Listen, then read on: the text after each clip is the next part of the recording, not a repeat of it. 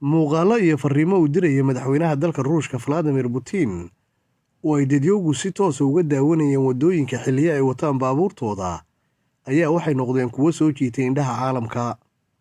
Muuqaaladan ayaa laga daawanayay gebi ahaanba dalka Ruushka iyo dalal kale oo ku yaala bariga qaaradda Yurub. Durbadiiba madaxda reer galbeedka waxay istuseen Vladimir Putin inuu yahay weli nin isagu iskale awood aad u fara badan. Waxaa la sheegay muuqaaladaas markay soo muuqdeenba in dadyow 20 milyan oo qof ka badan ay daawadeen. Haatanna ilaa iyo maalinimada maanta ah ay daawashada muuqaaladaasu sii socoto. Vladimir Putin ayaa dadyowga adduunka ugu sheegayay in dowladda Ruushku ay tahay dowlad nabadgelyo. Colaadaha ka socda dalka Ukraine ay yihiin kuwa ay soo maleegeen dowladaha reer galbeedka ayna ku doonayaan inay ku wiiqaan khariiradan ay gebi ahaanba ka saaraan dadka iyo dalka Ruushka.